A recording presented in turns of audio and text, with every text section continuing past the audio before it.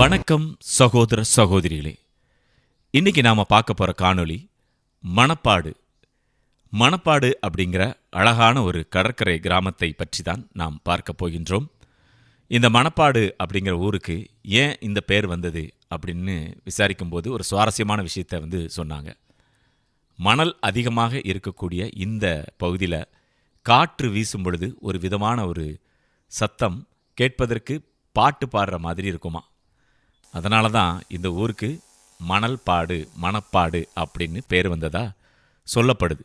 அது உண்மையா பொய்யான்னு எனக்கு தெரியல. நான் கேள்விப்பட்டதை உங்களுக்கு நான் பகிர்ந்து கொண்டேன் நண்பர்களே.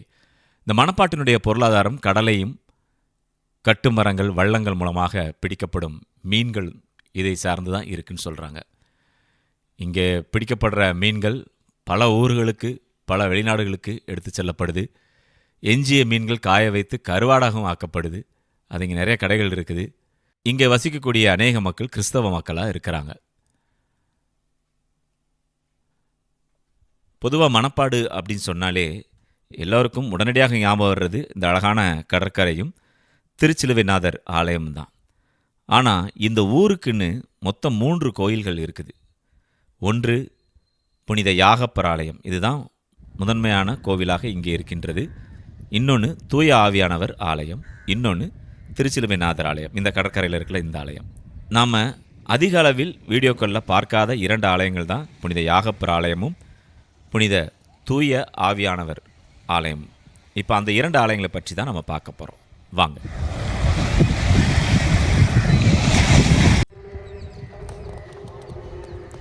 தூய ஆவியானவருடைய ஆலயத்தை பார்க்கலான்னு ரொம்ப ஆசையாக போனேன்.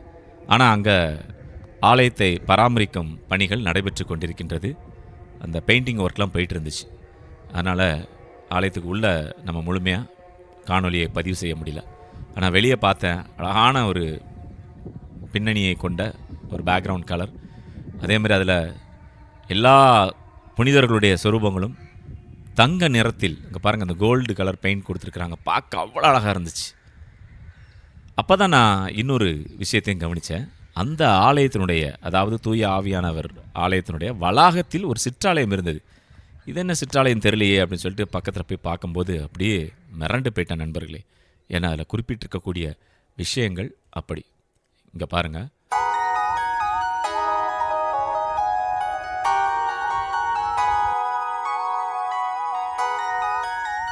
இங்கே முதல்ல நம்ம பார்க்குறது தென்னிந்தியாவின் முதல் குருவும் முத்துக்குளித்துறையின் முதல் குருவும் பரத குலத்தின் முதன்மை குருவும் மணப்பாடு தூய ஆவி ஆலய பங்கின் முதல் குருவுமான அருட்தந்தை லாரன்ஸ் சேவியர் பர்னாந்து. அவருடைய நினைவாக இந்த புகைப்படம் இங்கே மாட்டப்பட்டிருந்தது. அதையும் பார்த்தேன். அதுக்கப்புறம் அதுக்கு பக்கத்தில் இடதுபுறத்தில் பார்த்தீங்கன்னா இன்னொரு போர்டு வச்சுருந்தாங்க. ஞான தகப்பன் சவேரியாரின் கால்விரல் ஒரு சிறிய பகுதி இங்கே இருக்குது, இந்த ஆலயத்துக்குள்ளே இருக்குது. அதுக்கப்புறம் பாருங்கள், இயேசு கிறிஸ்து அறையப்பட்ட சிலுவையின் ஒரு சிறிய துண்டும் இங்கே இருக்கின்றது. எப்பேற்பட்ட வரலாற்று சிறப்புமிக்க ஒரு ஆலயம்னு பார்த்துக்கோங்க. நிறைய பேர் இந்த ஆலயத்தை பார்க்காமையே நம்ம போய் கடற்கரையில் இருக்கக்கூடிய திருச்சிலுவைநாதர் ஆலயத்தை பார்த்துட்டு சவேரியார் குகையை பார்த்துட்டு அப்படியே கிளம்பிடுறோம்.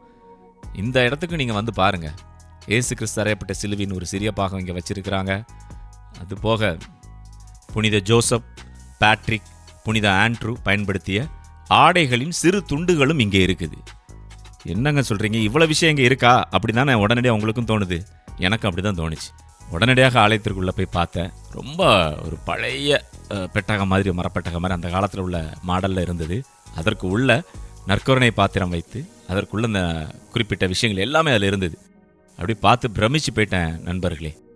இங்கே பாருங்கள், புனிதர்களுடைய திருப்பண்டங்கள் இந்த இதில் வச்சுருக்கிறாங்களா. அப்புறம் இங்கே பாருங்கள், இதுக்குள்ளே எல்லாம் சின்ன சின்னதாக இருக்குது. நம்ம கொஞ்சம் கூர்ந்து கவனித்தாதான் நீங்கள் அதெல்லாம் பார்க்க முடியும் நண்பர்களே. தென் தமிழ்நாட்டில் எங்கும் பார்க்க முடியாத, ஏன் தமிழ்நாட்டிலே எங்கேயும் நீங்கள் பார்த்துருக்க முடியாது இந்த மாதிரியான திருப்பண்டங்கள். ஆண்டவருடைய சிலுவையிலேருந்து ஒரு துண்டுலாம் இங்கே தான் வச்சுருக்கிறாங்க.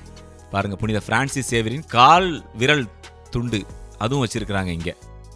இது நீங்கள் வேறு எங்கே போய் பார்க்க முடியும், யோசித்து பாருங்கள். இது எல்லாமே இங்கே பாருங்கள், இது ஆண்டவருடைய சிலுவையில் அந்த மரத்தில் இருந்த ஒரு சின்ன பீஸு இதுக்குள்ளே வச்சுருக்கிறாங்க.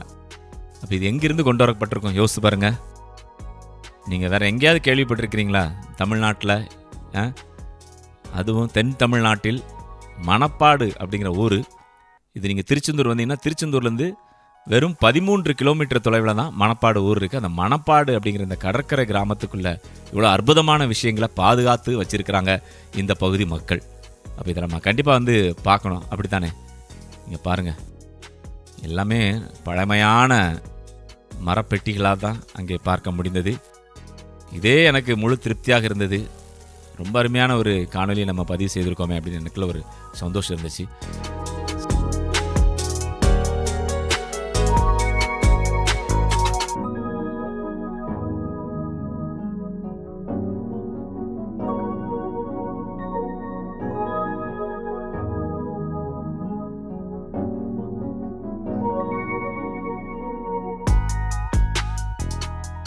இங்கே பாருங்கள், இந்த தூய ஆவியானவர் ஆலயத்திற்கு உள்ளே போய் என்ன தான் பண்ணிகிட்ருக்காங்க பார்த்துலாமன்னு போனேன். ஃபுல்லாக பெயிண்டிங் ஒர்க் தான் போயிட்டுருக்கு. ஒரு சிறுபமும் இல்லை. எனக்கு கம்ப்ளீட்டாக எல்லாத்தையும் கலத்தியாச்சு இல்லையா? அங்கே பாருங்கள், ஒரு சிறுபம் வந்து துணியால் மூடப்பட்டிருந்தது. யாருடைய சிறுபம் தெரியல. ஆனால் மற்றதெல்லாம் எல்லாத்தையுமே கலத்திட்டாங்க. இப்போ பெயிண்டிங் ஒர்க் முடிஞ்சதுக்கப்புறம் ஒரு நாளைக்கு போய் பார்க்கணுன்னு இருக்கேன். கண்டிப்பாக ஃபினிஷ் பண்ண பிறகு எப்படி இருக்கும் இல்லையா? அதை பார்க்கணும் கண்டிப்பாக. பிரமிக்கக்கூடிய ஒரு ஆலயம், தூய ஆவியானவர் ஆலயம்.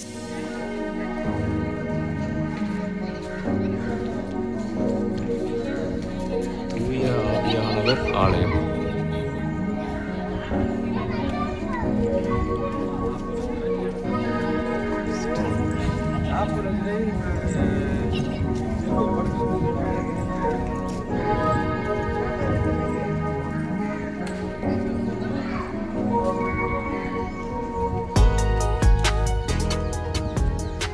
சரி வாங்க, இப்போ வந்து நம்ம என்ன செய்ய போகிறோம்னா, இங்கேருந்து நேராக போனோம்னா பக்கம் தாங்க பாருங்கள். இந்த காம்பவுண்ட்லேருந்து பார்த்தாலே புனித யாகப்பர் ஆலயமுடைய கோபுரம் தெரியுது பாருங்கள். நடந்தே போயிடலாம், சில 100 அடிகள் தூரம் தான். அதுக்கு முன்னாடி இந்த வீடுகளை பாருங்கள் நண்பர்கள். இதெல்லாம் வந்து பார்த்திங்கன்னா இந்த போர்த்துகீசியருடைய கட்டிட அமைப்பு. அவங்க தான் இப்படிலாம் வீடுகள் கட்டுவாங்க.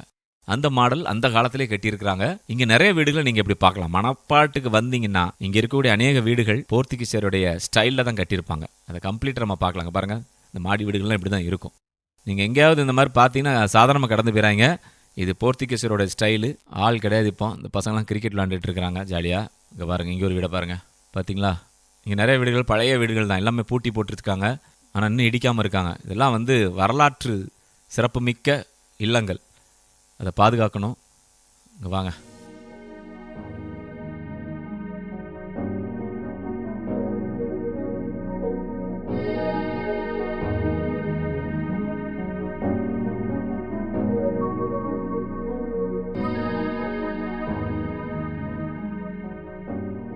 வந்தாச்சு ஆலயத்திற்கு.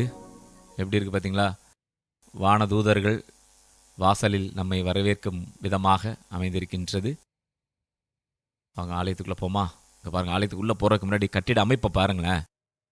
என்ன வேலைப்பாடு பாருங்கள் நண்பர்களே. ஆஹா, நுணுக்கமான வேலைப்பாடுகள். இந்த மாதிரி சர்ச்சில் வந்து பார்த்திங்கன்னா வெளிநாடுகளில் நம்ம பார்ப்போம்.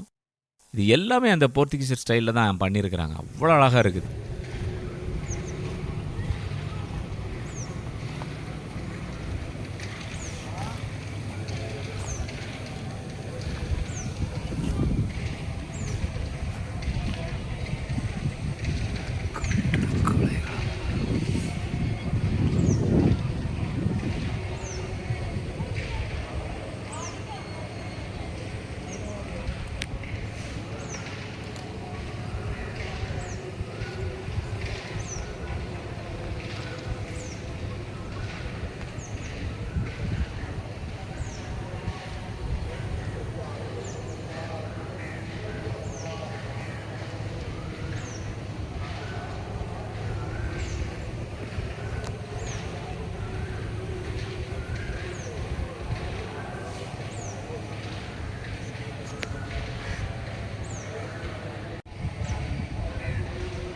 பாருங்க, ஒரு மணிக்கூண்டு இருக்கு.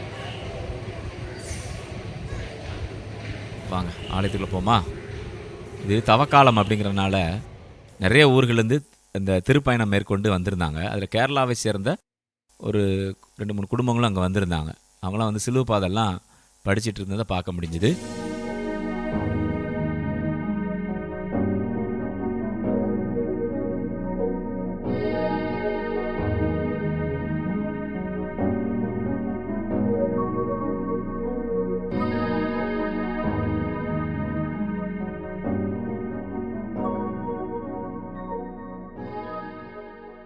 பாருங்கள், பீடத்தை பாருங்களேன், என்ன அழகாக பண்ணியிருக்கிறாங்க. ஆஹா, பிரமாதம் பிரமாதம் போங்க.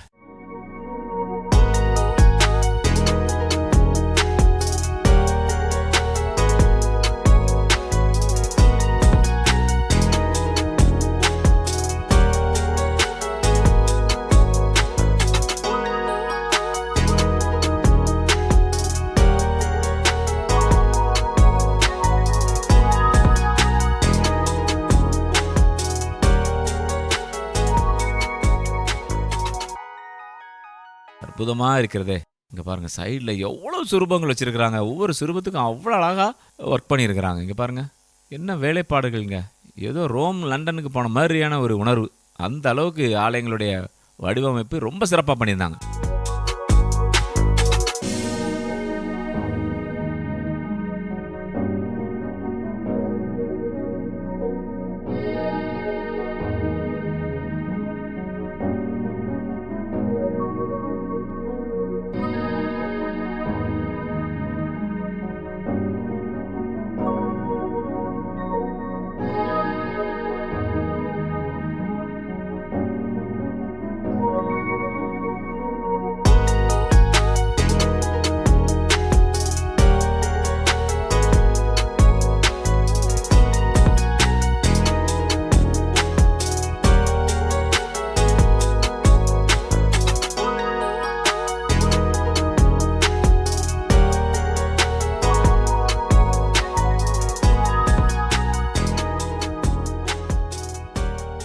இந்த ஆலயத்துக்கென்று தனிச்சிறப்பான ஒரு வரலாறு உண்டு. அதை பற்றி இந்த ஆலயத்தை சேர்ந்த உபதேசியர் என்ன சொல்கிறார் கேட்போமா? வணக்கம், உங்கள் பேர் சொல்லுங்கண்ணா. என் பேர் பிளாஸ்டன். நீங்கள் இங்கே என்னவா இருக்கீங்க? கோயில் கோயில் பிள்ளை. உபதேசியராக இருக்கீங்களா? ஆமாம். சரி, இந்த ஆலயம் கட்டப்பட்டு எவ்வளோ வருஷம் இருக்கும்? ஆலயம் கட்டி 1920 ஜூலை 31 அடிக்கல் நட்டிருக்காங்க. 1929 மே 17 அவசியம் பண்ணியிருக்காங்க. 1503 ஆலயம் இருந்துருக்கு. அது ஓலையில் இருந்துருக்கு. ஓலையில் தீ பிடிச்சி எரிஞ்சிருக்கு. அதுக்கு பிந்தியும் ஓலையெல்லாம் கட்டியிருக்காங்க. அதுவும் தீ பிடிச்சி எரிஞ்சிருக்கு. அது கொஞ்சம் கல்லில் கட்டியிருக்காங்க. சின்ன ஆலயமாக கட்டியிருக்காங்க. காலப்போங்குக்கு ஜனத்தொகை பெருக பெருக அந்த ஆலயத்தை இடிச்சிட்டு 4வது ஆலயம் கட்டியிருக்காங்க. அதுவும் பெருசாக இருந்துருக்கு. அதுக்கு பிந்தி இருந்து ஒரு ஆள் பணம் போட்டு கட்டின ஆலயம். இது 5வது ஆலயம். அப்படியா? இது 5வது ஆலயம். மணப்பாட்டினோட முதல் ஆலயம் இங்கே தான் கட்டினாங்களா? ஆமாம், இதான் முதல் ஆலயம். இதுதான் முதல். சரி. 2வது தான் அந்த தூயாய் பங்கு. அதுக்கப்புறம் தான் அந்த திருச்சிலைநாதர் ஆலயம். அது 1400 இந்த 2029 வந்த அன்னைக்கு 1450 வருஷம். அவ்வளோ பழமையானது அந்த ஆலயம். ஆமாம். ஆனால் இது 2029 வந்த அன்னைக்கு 100வது வருஷம். 100வது வருஷம். நல்ல பிரபலியமாக இருக்கும். 100வது ஆண்டு விழா. இதுதான் மணப்பாட்டு மக்களுக்கான பங்கு ஆலயமா? இதுதான் மெயின். இதான் மெயின். சரி சரி, கேட்டிங்களா? பாருங்கள், என்ன அற்புதமாக இருக்குது பாருங்கள். அங்கே ஆலய வளாகத்தில் பாருங்கள், ஒரு அழகான மாதாவுக்கென்று ஒரு சூப்பரான ஒரு கெபி வச்சுருந்தாங்க. அதையும் நம்மால் பார்க்க முடிந்தது.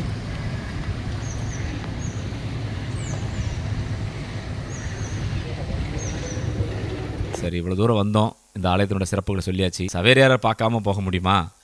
அவர் வாழ்ந்த இடம், இறைபணி ஆற்றுவதற்கு அவர் தேர்ந்தெடுத்த இடம். கடலில் வந்து இறங்கி நேராக மணப்பாட்டு ஊருக்கு வந்திருக்கிறாரு. இங்கே உள்ள இந்த குகையில் தங்கி தான் அவர் மக்களுக்கு வந்து இறைபணியை போதித்திருக்கின்றார், இறைபணியை செய்திருக்கின்றார். இங்கே பாருங்கள்.